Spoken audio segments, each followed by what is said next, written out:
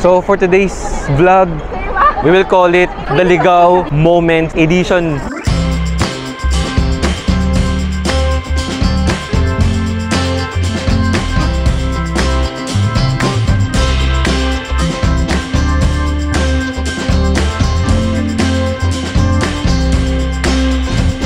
We are 3 days already here no, sa Hong Kong.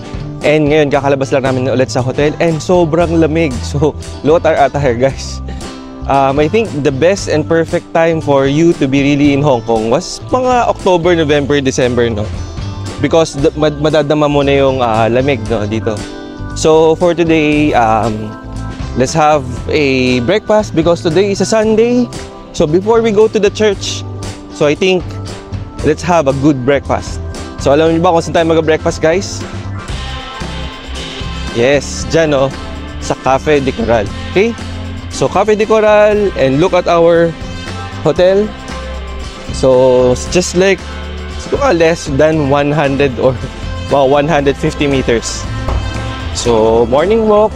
And again, sobrang ganda lang ng panahon, guys, ngayon, no? Because, sabi ko nga sa inyo kanina, ang lamig. So, damang-dama mo yung mga jacket na matagal mo nang gustong gamitin.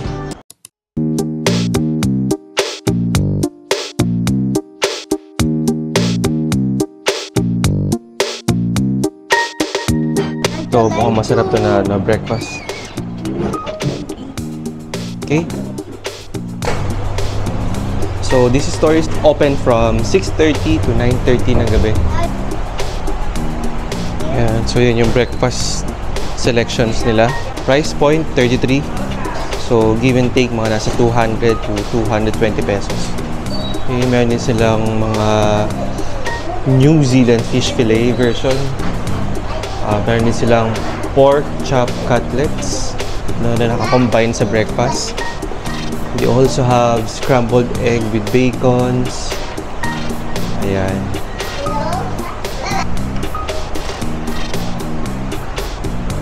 Also have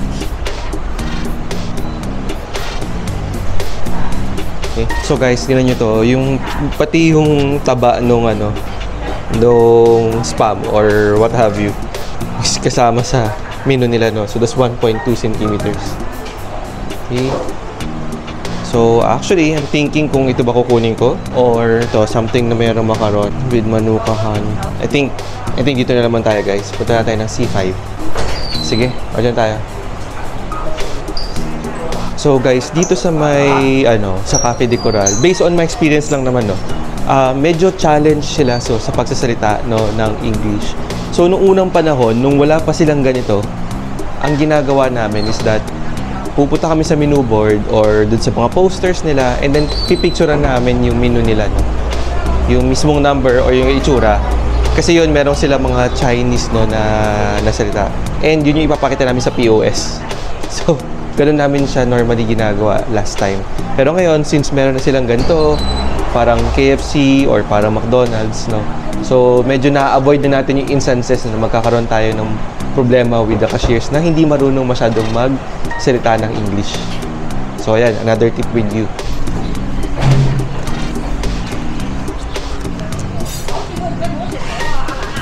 This one, Ayan guys, nakuha na natin yung food natin, no, for our breakfast. And yeah, as you can see, no, yan ang itsura niya.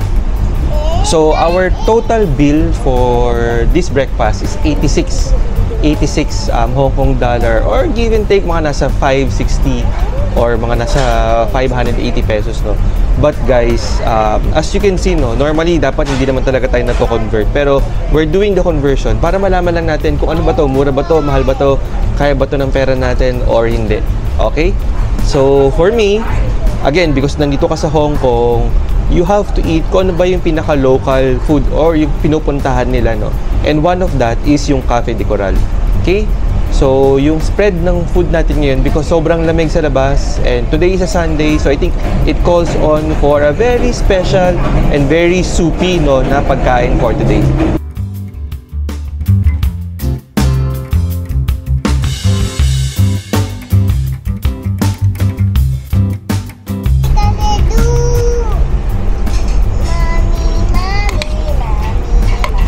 Akala ko sobrang init, pero sakto lang. Hindi siya nakakapaso, hindi rin siya sobrang lamig. Pero yung bibig ko, ready na sa sobrang init na soup. Dito usong-uso guys yung ano no,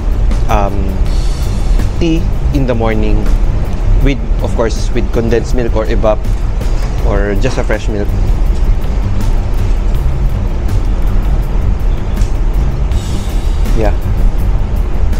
Yeah, I think this one wala kasi siyang sugar. So, ito talagang legit siya na lagyan lang nila ng milk, no? So, ikaw maglalagay mismo ng yung sugar, okay? Which is good, no? Because the bigger problems ngayon about diabetes, guys, di ba? So, mas maganda na ikaw mismo yung kumokontrol ng kinakain mo. Okay?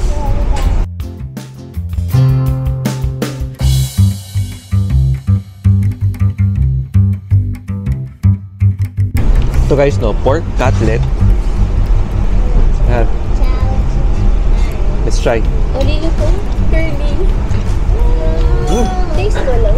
I think sobrang simple lang ng lasa nito. Ito yung lasa no, na ito lang yung lasa na ma-appreciate mo because again, sino ba kailangan ng complicated no, na lasa? But for this one, what you just need is of course hot soup, malamig yung panahon, and also of course the company of your family. Yeah. Okay. Friendly tip lang guys no sa mga magulang diyan na nag-travel with kids. Kung kayo po ay with kids no, normally nag-arrange ng katulad nung sa akin po na between mga 4 to 5 years old. Dapat lagi po nating lalagyan ng kasamang laruan or siguro sabihin natin cellphone no. Okay. So guys, hindi ko ina-advocate no yung paglalaro ng cellphone for kids. However, sometimes kailangan din natin siyang balansehin and kailangan din nating bigyan ng siguro peace of mind no. Tayong mga magulang no, na nag-aalaga din sa kids because if we don't have that kind of peace of mind, the tendency is that palagi tayo nagsusungit or parati tayo nagagalit sa kanila. And para kumbaga mas maganda yung turingan natin sa family, it should be always a give and take opportunity and give and take relationship no. Right now because siguro kakain na naman tayo between 30 minutes to 45 minutes, that's also the perfect time for the kids then to also play sa cellphone or navigate sa mga cellphone or watch mga YouTube channels. Okay, so like my son no, na right now very busy sa kanyang paglalaro ng cellphone. However, my little kid girl is busy naman sa kanyang paglalaro ng baby doll. Okay? And as I've mentioned guys, no, itong 35 to 45 minutes no na window natin sa paglalaro nila ng cellphone or paglalaro nila ng toys is also the same window for us to enjoy our food. Okay? So yan, again, another friendly tip para sa mga magulang na nag-travel with kids. Crusty and a perfectly soft bun with butter. It's just really very perfect for, no? Lalo-lalo ngayong Sunday.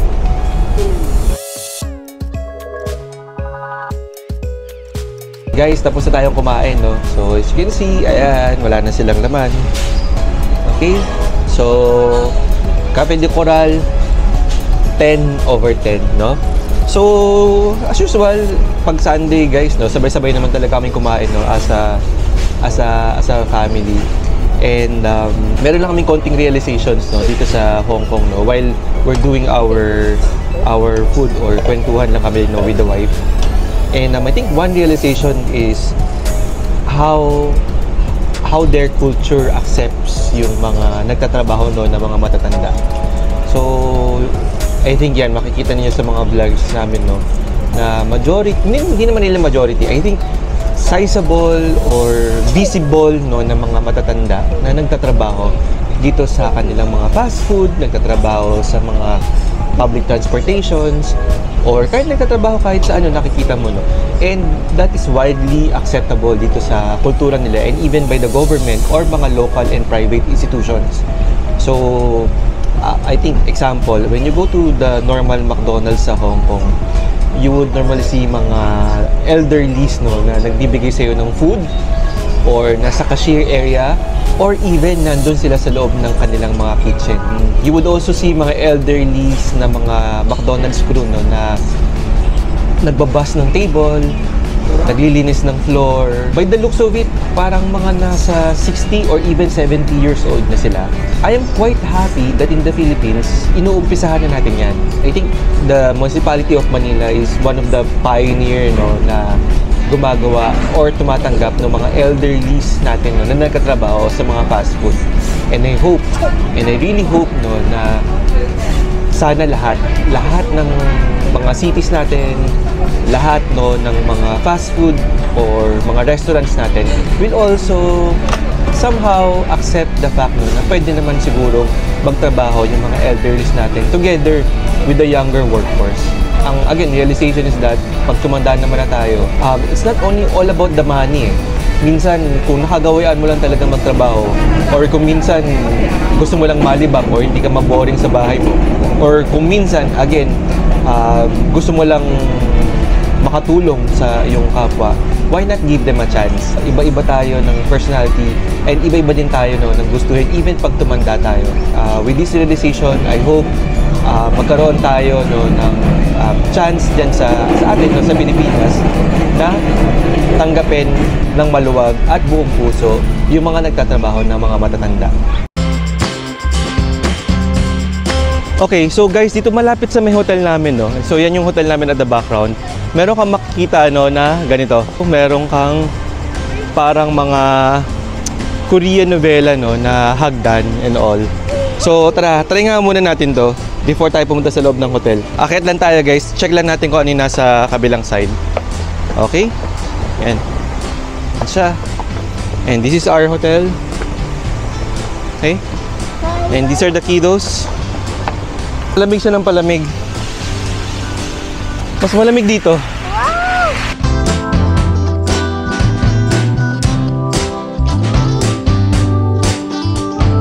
Guys, sobrang ganda dito, no? So, yung view dito, again, sobrang linis. Tingnan nyo. Ayan. Kitang-kita nyo, walang dumi. For today's vlog, tagahawak muna tayo ngayon ng baby at saka ng cellphone daw, no, ng baby. So, ayan siya. Okay? So again, guys, no, kung makapansin niyo dito sa Hong Kong, and siguro kahit mga karating natin na Southeast Asia, sobrang linis talaga. So ayan, pakita natin sa camera natin, no. Ayan.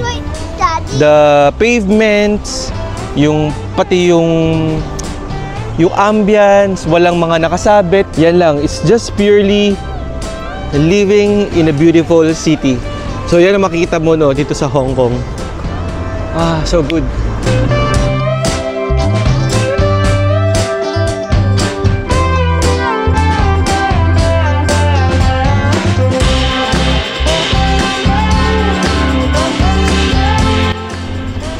Okay, so ayan, guys, no, isa yan sa mga nakita namin dito while walking within the vicinity or areas, no, ng hotel namin. Meron silang Renren Art Studio. So kung yung kids mo gusto mong matuto ng arts and all, ayan, so puntahan mo lang. And it's very cute, ha. Sobrang ano siya, kid friendly, and mukha naman siyang safe, and feeling ko matututo talaga yung mga kiddos ninyo. Okay?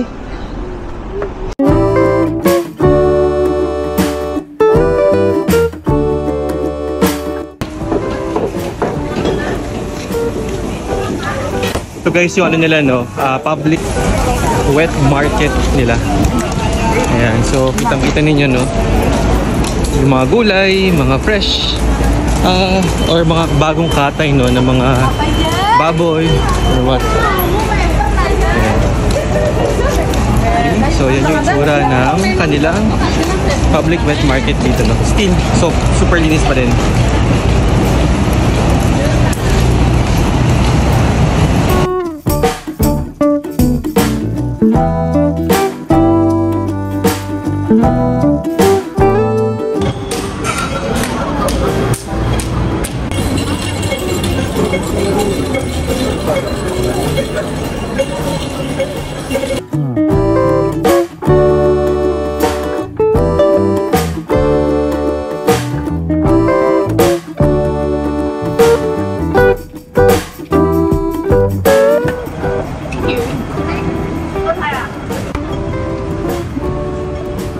balak nyo bang bumili guys ng ng relo?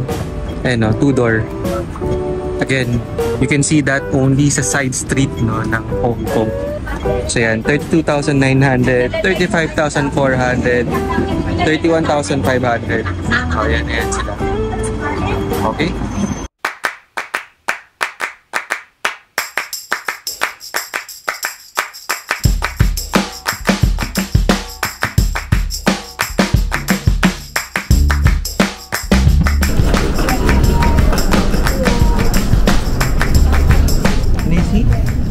That one. And Which is the other one? Meanwhile, yung kuya niya, ito ginagawa. Okay? So, Kuya Paolo is in charge of our navigation. Okay? So, yan si Mami. Mami Jamie.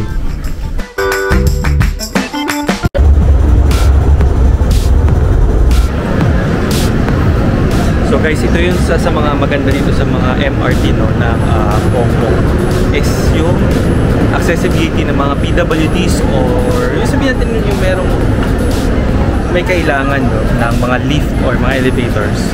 So yan, at the back you can see almost all of their MRT stations and lahat ng stop meron yang lift and lahat siya ay I think friendly sa mga PWDs or mga magulang na meron dala-dalang strollers katulad namin. Okay, ayan.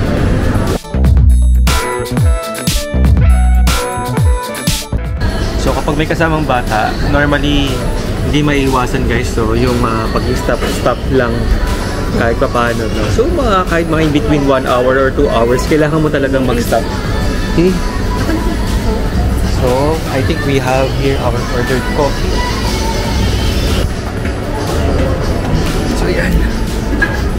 So, we are now here in Häagen-Dazs. Yes, so yan yung background nila. So, because may kasama nga tayong bata, dapat meron silang ice cream, no?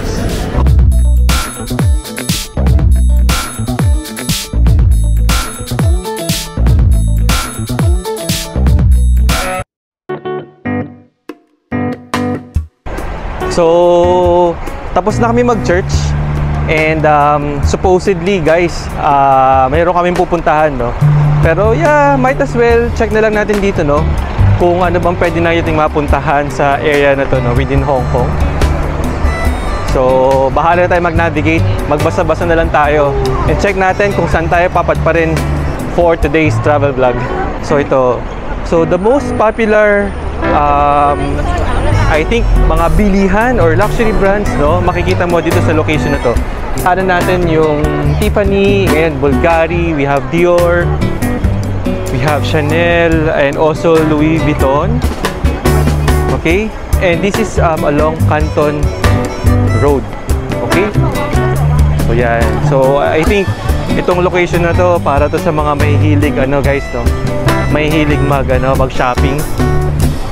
Pero tayo hanggang tingin-tingin na lang tayo for this one. Okay? So saan tayo ngayon, Han? Sabi na tayo dito, wait lang. Yan. So for today's vlog, we will call it The Ligaw Moments Edition. So ayan. Okay? So punta ngayon tayo, no, sa location na to and check natin, no, kung meron ba tayong mabibili o kung nararapat ba tayo sa lugar na to. So kung meron kayong 1 million pesos or 500,000 pesos, ayan, bagay na bagay kayo dito. Ayan, ito yung sinasabi ko sa inyo, no, kung meron kayong 1 million pesos or 500,000 pesos, magkano na ba ngayon Louis Vuitton? So, sorry wala kasi ako Louis Vuitton eh. So, ayan. So, look at that guys, no? Sobrang haba ng pila dyan sa Louis Vuitton. No? So, since wala tayong pambili, dito na naman tayo sa gilid-gilid. Okay? Lakad-lakad lang tayo. Check natin, no, kung meron ba tayong pwedeng tambayan dito, no, habang mag-aantay tayo for Symphony of Lights, no?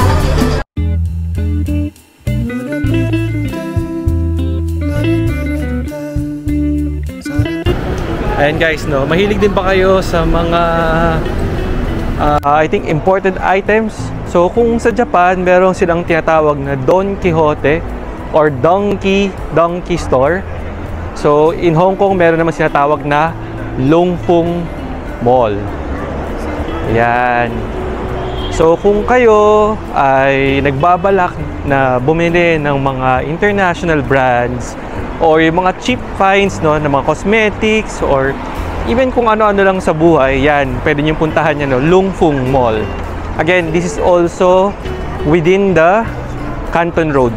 Okay, so lakad lang kayo guys ng konti, ayan, makikita nyo. Naghahanap kami makakainan pero parang mas trip namin pumunta dyan sa Apple Store. Look at that, no?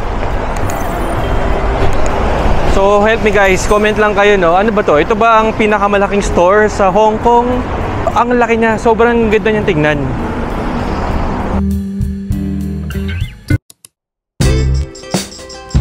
So sa likod natin guys is I-Square Mall. And kung kayo ay naghahanap ng pagkain, just beside lang dito sa may I-Square Mall, meron ditong Hong Kong traditional food, no? So ito lang guys, oh. Landmark lang, punta lang kayo sa may Lock Road. And then there you go. Okay, so check natin kung anong ino-offer nila, ha.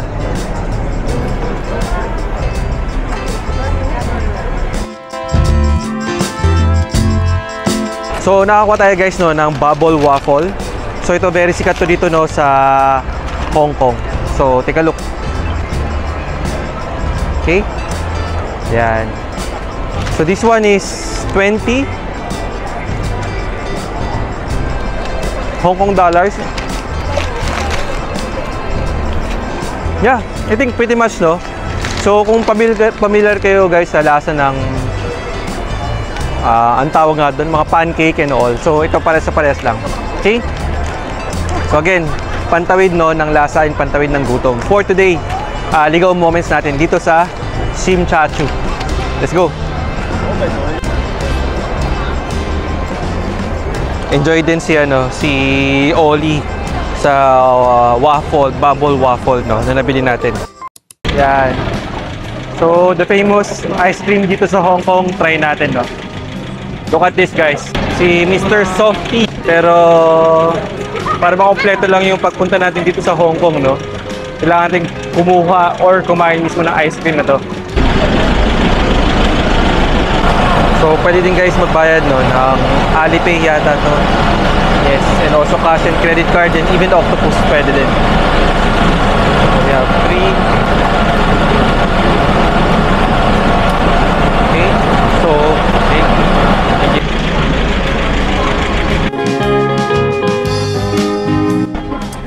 maalat-alat. No, I think kidding aside, I think balance yung lasa, no, ng creaminess. Para siyang cheese for me, no. Sorry guys, hindi ako familiar. Ano ba to? Cheese flavor ba to or just the usual vanilla soft serve? Pero for me medyo may konti siyang alat. Pero baka ginawa nga nila para mabalanse yung lasa. Okay? Cheers! Hi guys! Ayan. So ngayon nakikita niyo sa background ko, no, nandito tayo sa Avenue of Stars. So look at my background. So a lot of skyscrapers, no, lights. Although ngayon medyo maliwanag pa because kaka-sunset pa lang. And maya-maya makikita natin, no, yung buong liwanag, no, ng areas na to. Okay, so let's take a look.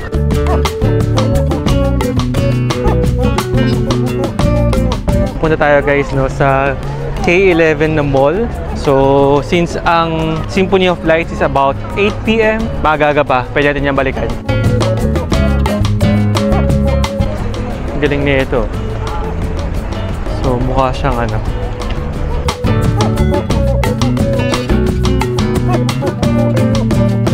Lalakad na tayo, nakita na natin yung pupuntahan natin guys, no. Ito yung K11, I don't know, no, kung anong tawag dito, K11 Mall, K11 Musi. Correct nyo na lang ako guys. And guys, no, nandito kami ngayon sa bagong bukas na Legoland Discovery Center. Sadly, ang last entry pala nila ay 6 PM. Okay? So yan, ngayon nalaro na lang si Paolo. So probably baka sa ibang araw puntahan namin sa pabalik.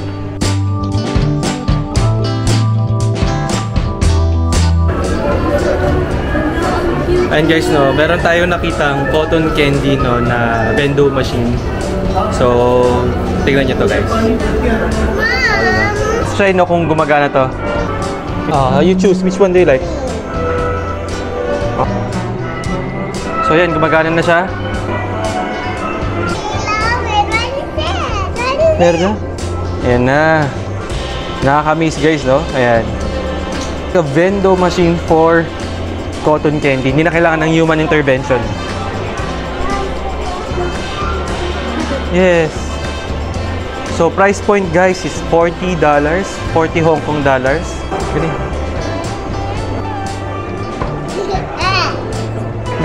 And also guys, no, naka-Chinese kasi siya. So, hindi ko siya maintindihan kung ano yung sinasabi niya, no? But something na merong ganyan. Okay, go. Ayan, so take candy when the door opens. So, yeah. Ayan na, yay! Okay, so paano? Ito ba? Ayan, kunin na natin. Wow! 440 Hong Kong dollars. So, you have it already. Okay? Okay, go!